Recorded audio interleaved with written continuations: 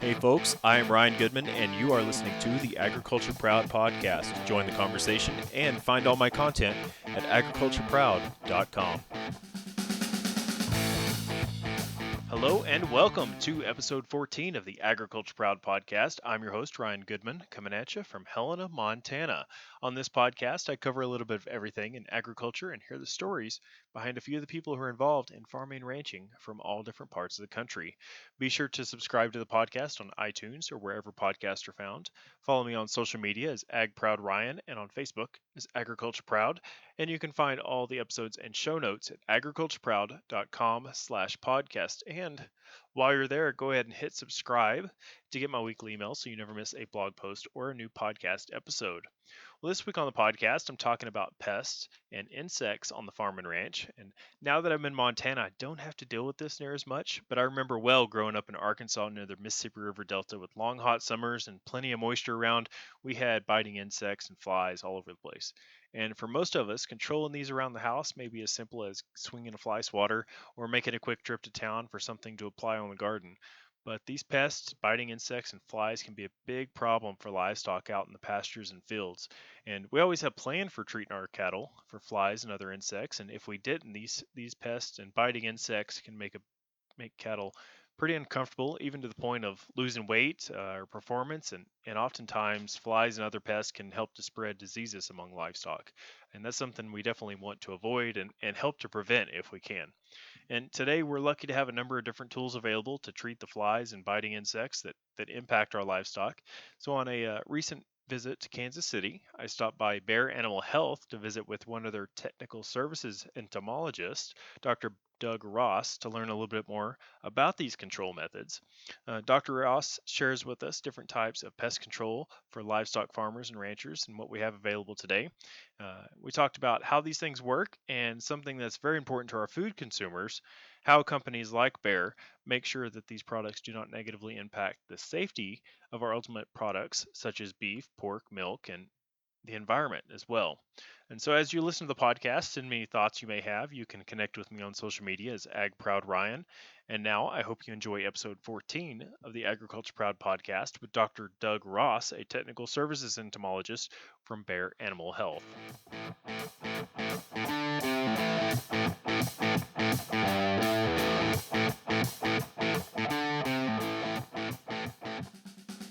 All right, with Dr. Doug Ross with Bear Animal Health, and he is a technical services entomologist, and that's definitely an interesting field and something that I'm new to. So thank you for joining me on the podcast today. You're welcome.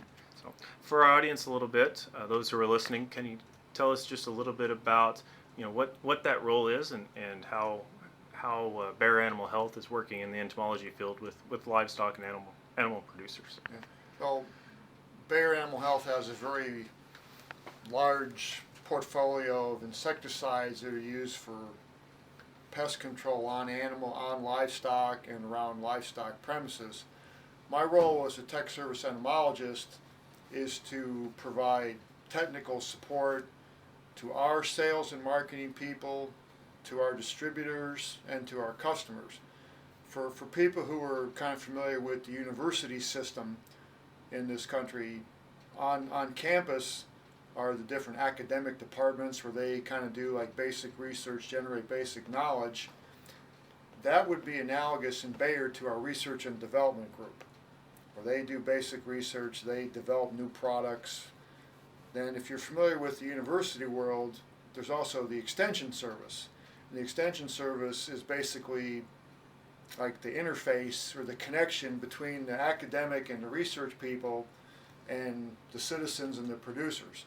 Tech service fills that same gap in the corporate world that extension does out there on the university side. We bridge the gap between the scientists in R&D and our customers. So if you're familiar with the university, extension, producer, that's how tech service works. We're in the middle between R&D and our customers. So that makes that's kind of an analogy people can relate to.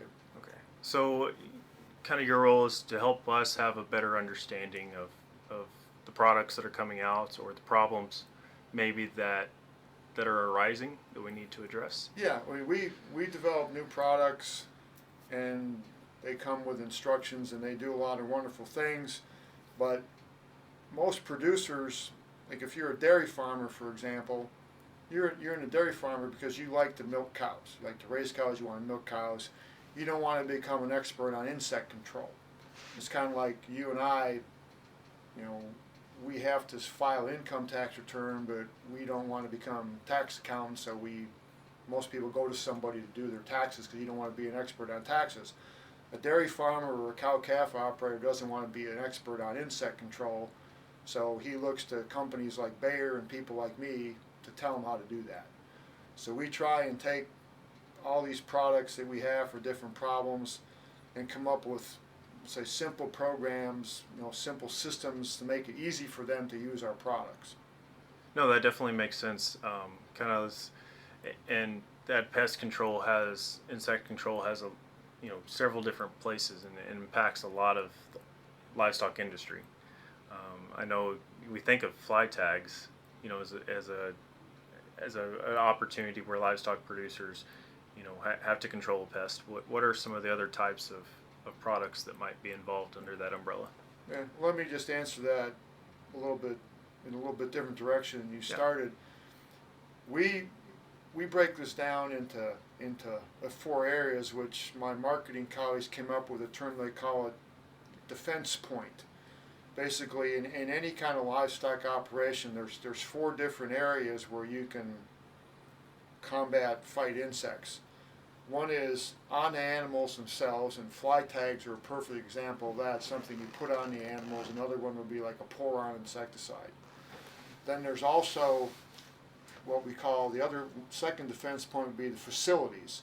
Those are in the buildings where the livestock live or pass through. For example, in the poultry industry, in broiler houses, there's a big problem with an insect called darkling beetle. We sell products to use inside broiler houses to control darkling beetles. Third defense point is what we call the environment. That would be outside the facilities. A lot of pests live outside all the time, or live outside and can come into the different facilities. So there's other tools we have where you can control insects in the environment. And fourth defense point involves products that you actually feed to livestock. Best example was a product we call Rabon oral larvicide. This material goes into the feed for cattle. It actually passes through the cattle and comes out into manure. And there's certain flies like horn flies and face flies that actually develop in cattle manure. So if a cow has been eating feed or mineral with Rabon oral larvicide in it, it will kill the developing fly maggots in the manure, so no flies ever come out. So we try to give producers an idea of the different places they can apply insect control products, so those 4 points. Now within each of those points there's several options. No, that's a good explanation of it, and yeah, thank you for kind of guiding back to that step, because that's important to recognize the different options that are out there. So one question that kind of comes to mind, I've got a little bit of a consumer audience that may not be involved too much in ag. When we hear about using these insecticides or these different chemicals and trying to control pests, is there a threat to safety or the environment? I'm sure that you kind of look at some of those things as you're developing these products. Right. Well, all insecticide products are regulated by the EPA, and a lot of people start rolling their eyes when they hear that, but in order to get an insecticide product approved for use, any use, whether it's on an animal, around a building, out in the environment, it goes through all kinds of testing. And the basic different kind of testings they have, one is to make sure that the product works, that it's efficacious, that it does what it claims to do. Also look at the safety of the product, number 1, to the animals it's being applied to, and then number 2, to the people who apply it.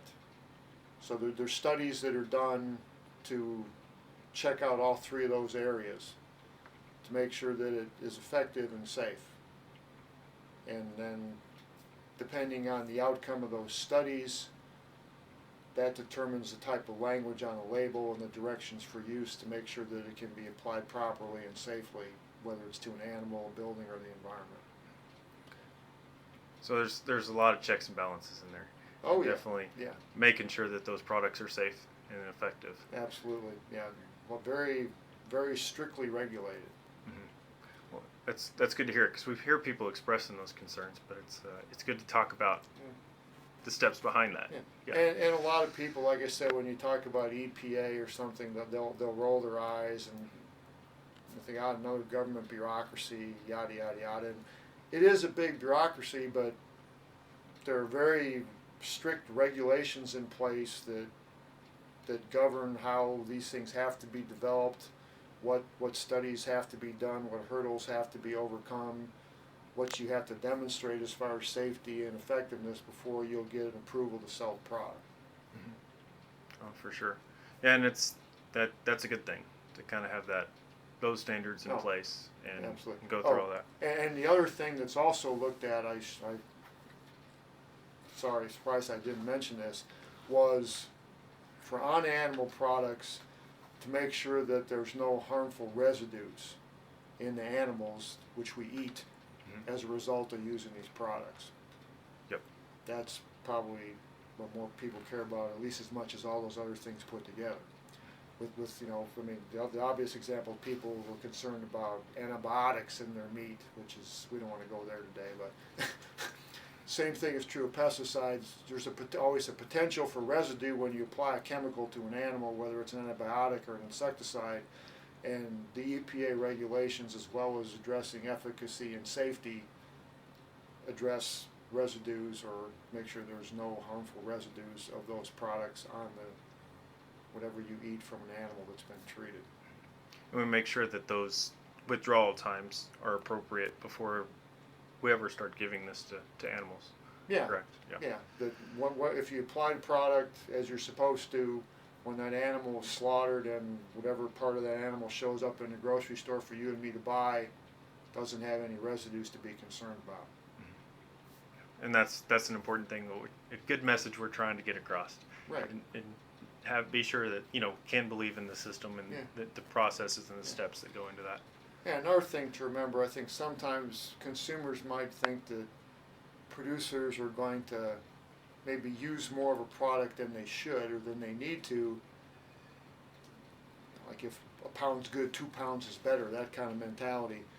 Everybody needs to remember that livestock producers, they're in business to make a profit, okay? And they're in this business because they care about the animals they raised. And if they didn't care about it, they wouldn't be in business in the first place.